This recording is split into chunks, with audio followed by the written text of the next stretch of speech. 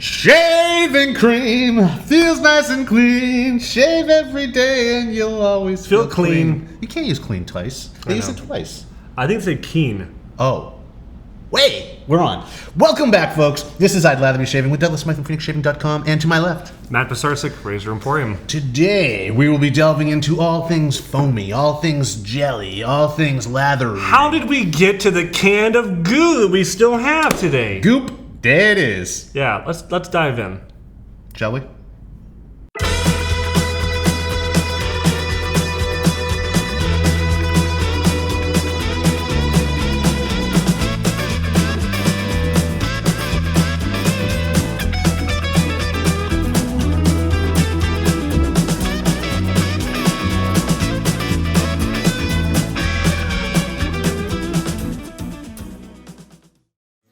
So, in the beginning, men had to shave. You have safety razors, you have straight razors, and soap just kind of came as a byproduct of that. You need to... Afterthought. Yeah, you need to, basically more or less hold and suspend water onto your face so it doesn't run down and provide a layer of lubrication and comfort and protection. And so the natural thing to do would be to use just a regular old soap, maybe something similar to use for your hands or your laundry or really whatever. And so soap is really just that, right? So maybe you add a little extra glycerin, some other things to make it more slick. Lubricating.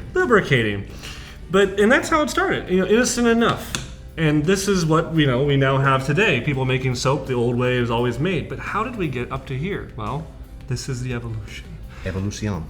So you have companies like now Colgate Palmolive going from a puck of soap to a stick of soap, obviously for on the go. We have to travel now with our razors. We're moving, we're going somewhere, on a train, on a plane. Those aren't pillows. Wherever. You got to shave, we got a stick. For you.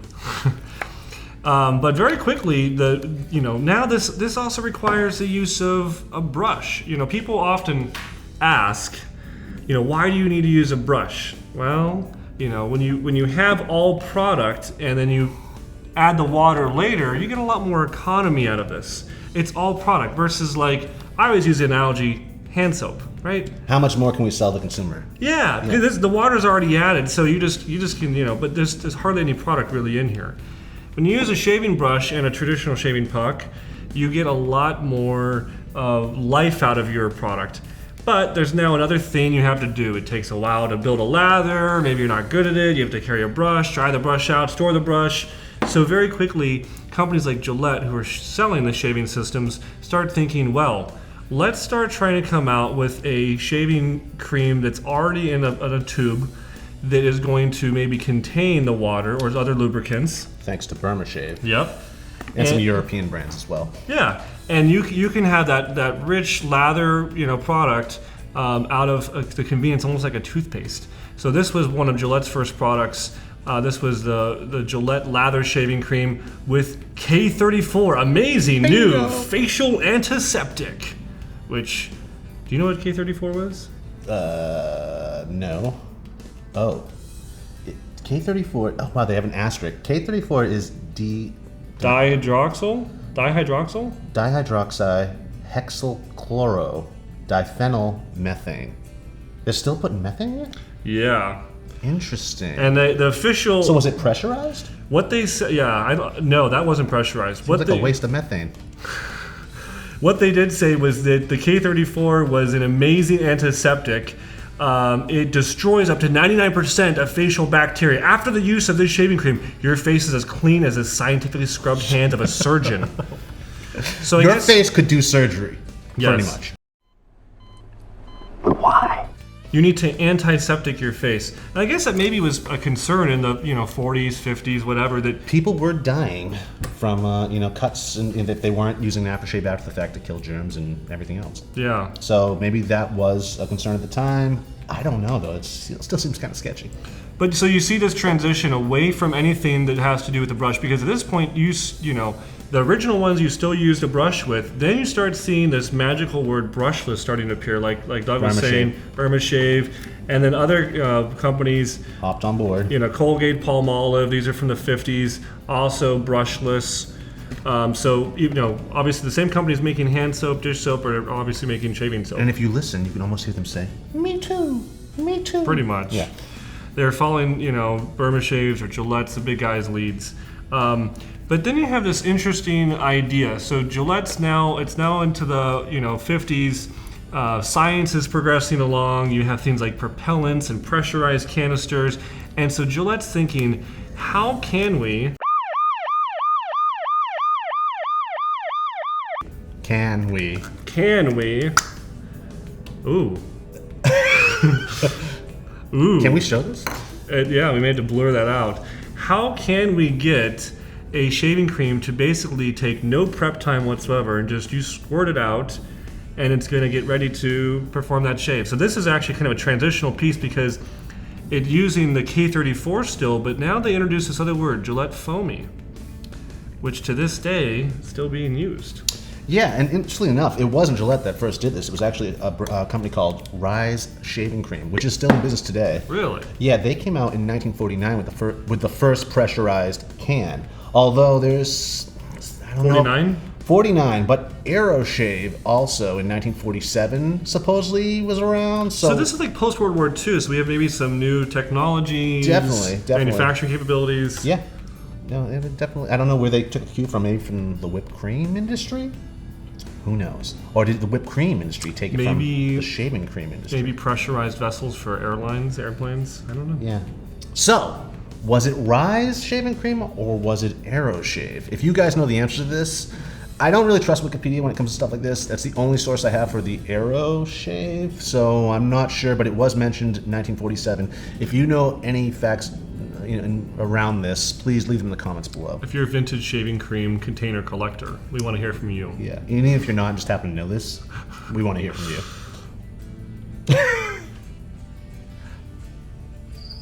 Thank you. What are we doing? You're on, man. Oh, I'm on. So, pressurized shaving cream. Pressurized shaving cream. So the ability to squirt it out. There's no more need for a brush. No more need to even like wet your face. I mean, the whole idea was that all the lubrication you need is right in this container. And it's a good thing they're calling it foamy because that actually is more true to what it is. It does say foamy shaving cream, but to be perfectly honest, it's not really a cream at all. It's a foam. It's a foam. It's a foam. It's pressurized foam. I mean... So there's some kind of propellant to get it out. Yeah. And what does that do to your skin? Well, that's not even go there yet. I mean, it's an interesting idea. I mean, the whole, even when you're creating a lather, you're putting air in there. That's what's giving you the lather, the foamy lather. With this, you're using propellants, okay, which are pockets of gas that get trapped inside a solid or a liquid. So you're putting that on your face. Oh yeah, and this stuff is pressurized at 2 to 4 times atmospheric pressure, which liquefies the propellants into that blend of soap. Which is why after years and years, it's just all kind of a goop now. Yeah, it's really weird. And if you look at some of the ingredients on here, you have trianthylamine stearate, which is a lubricating soap. It's kind of like stearic acid's cousin, chemical cousin, sort of. Twice removed. Yes. This, stearic acid is what gives you lather in a soap. So that's going on there, and the lather reduces friction. Then you have foam boosters, like, sodium lauryl sulfate? Sounds about right. And Laureth 23, which makes your lather creamy. After that, we have BHT in some of these. I noticed it's in one of these, BHT, in the Gillette, which is a preservative. Not so much for the product, but more for the can it's in. It prevents it from rusting and so on and so forth, and extends the shelf life. And then you have propellants. And in these particular modern shaving creams in the can, or Goop, as we have heard it's called in many a forum, is isobutane and propane. Those are the propellants. I love putting propane in my face. I do too. I live in the real world where men sell propane and propane accessories.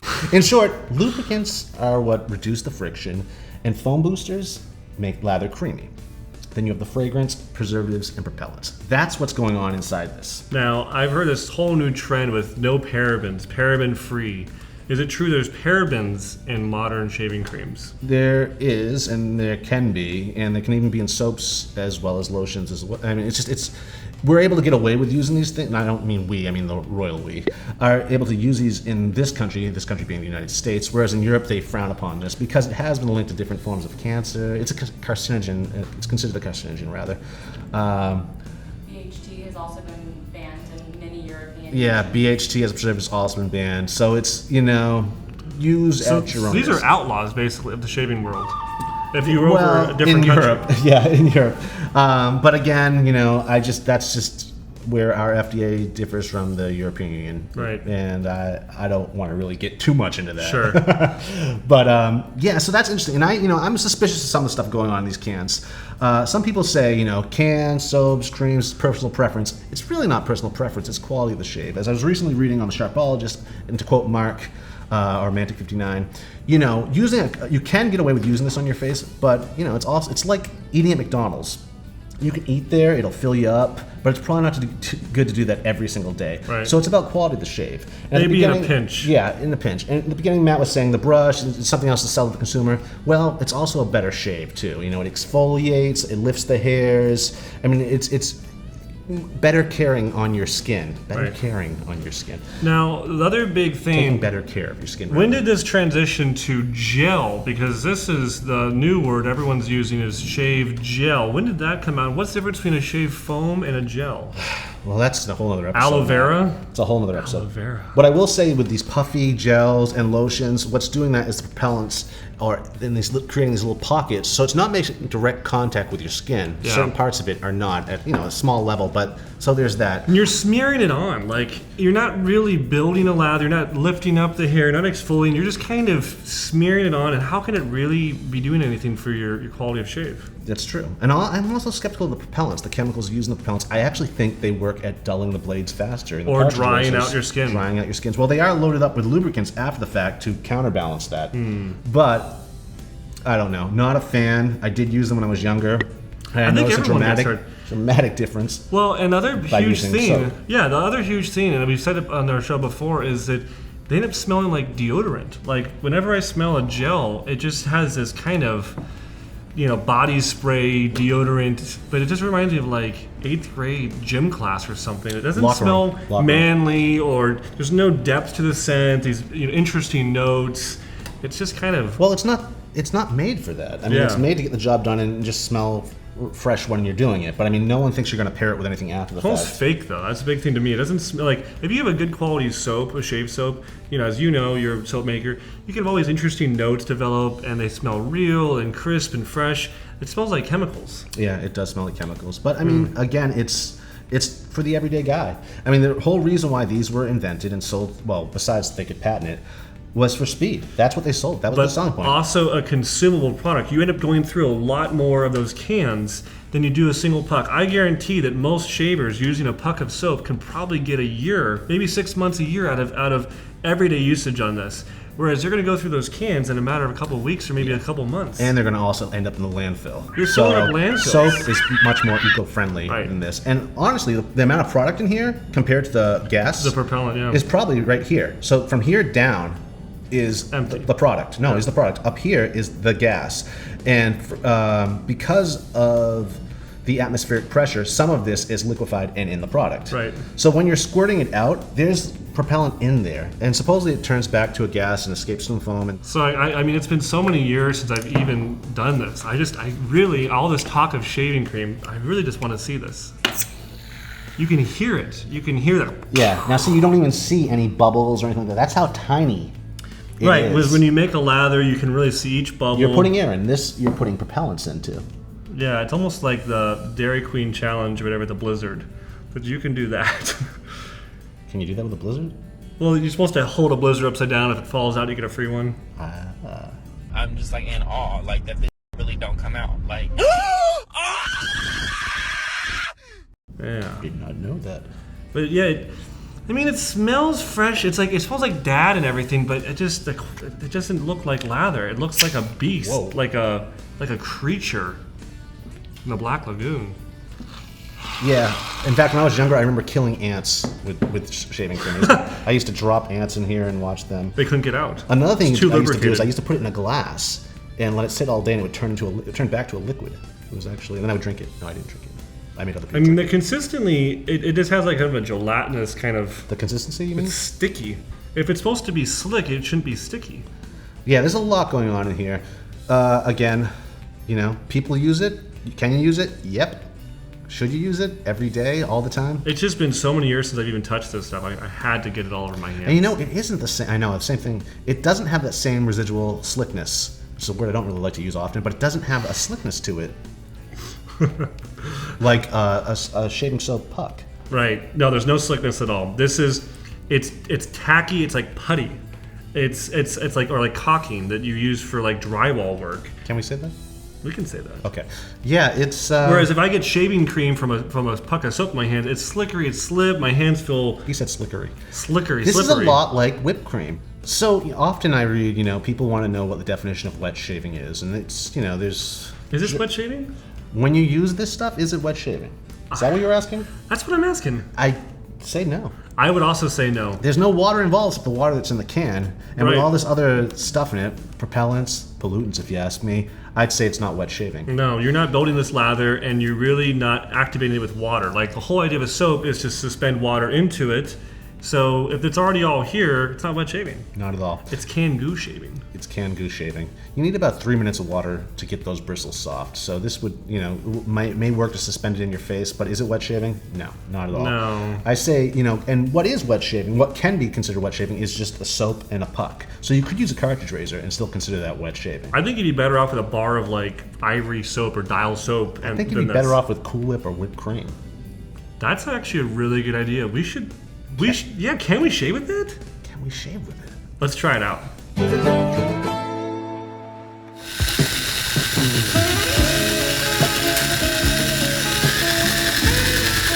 Is that song? The song? Is that one? Yeah, Careless Whisker. Anyways, folks, welcome back. We are, we're gonna test out a theory of mine. Whipped cream versus Cool Whip.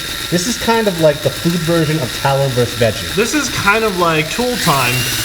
This is a lot like Tool Time, and I have no idea what I'm doing whipping up this cream. It's not really doing what I want it to do, but I think it'll prove a point. Let's try it out. Okay, so whipped cream is dairy, clearly, and Cool Whip is oil or veggie based. So we're gonna see which one provides a closer, cleaner shave. Just stick your hand in there. Hold on. Oh. Oh yeah. Whipped cream. Something I've always Put it wanted to all do. over your butt, That's Dang. weird. Okay, whipped cream, folks.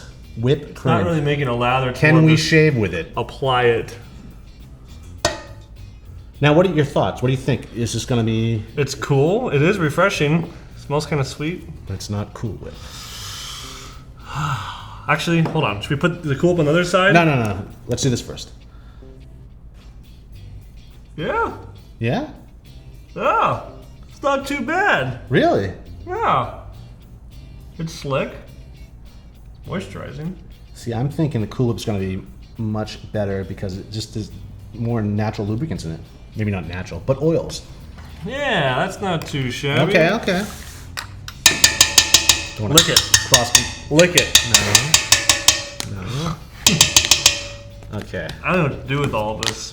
So, now, here is... Are you still going with that? No, I'm cleaning out my brush to get the next one. Oh, you probably shouldn't even use a brush. Just treat this like it's... No, I don't need dipping that in there. Okay. No, I don't... You said use my hand. That was for the cream. This is for the Cool Whip.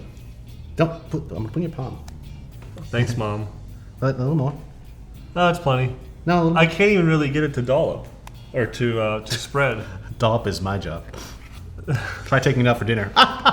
Okay, so... Okay, I will say this feels a lot more like a Barbasol kind of. Oh, yeah. It's whipped. But it's not really sticking on. It's like just wanting to come right back off. Well, work it in. Shave and a haircut. If I work it in, it just comes right back off. Let me see. I can't see what's going on. Okay. Well, there you go. Well, you're not... Again, you're using your hand this time as opposed to a brush. My idea. Okay.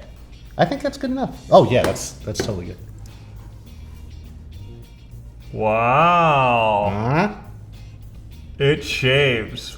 We can shave with it, or at least Matt can. So if Yeah. you're ever in a pinch, out of shaving cream, out of shave soap, and have Cool Whip lying around, Use it. not a sponsor. Shaves great. Well, folks, this has been another I'd Lather Be Shaving. I'm Douglas Smythe from PhoenixShaving.com, and with me is... No, I just did an intro. Well, folks, there you have it. The results are in. Cool Whip works. I will say I prefer the taste of the Trader Joe's whipped cream. Not a sponsor. Not a sponsor. The difference being in these both would be, dairy. It's just cream we've whipped versus this oil-based Cool Whip, which is, what Cool Whip is. And that, I suspect, is the lubricants of that make it for a cleaner, closer, less resistant shave. So if you're going to shave with something unnatural that doesn't belong on your face, don't grab that can of goo. Grab some whipped cream. So thanks for tuning in this week's episode of I'd Lather Be Shaving. Please comment, like, and subscribe below and be automatically entered when you do to win a aftershave and shave soap. Maybe not this particular one, but one nonetheless. Could be a tub of Cool Up you get in the mail. Could be a tub of Cool Whip. I also, before we sign off, wanted to say, book of the week, folks. This is called Sharp Practice by Anders Larson, and this is a lot like Leisure Guy's book. You know, for someone starting out or a gift for a graduate or so on and so forth, you might want to pick this up. It's actually pretty thorough, and I agree with a lot of it. So another interesting read, definitely something to have under your sink for those times. Maybe behind your toilet. Have a great weekend. See you next time. Ciao. Behind your toilet? That's where you keep the books on the back of the toilet.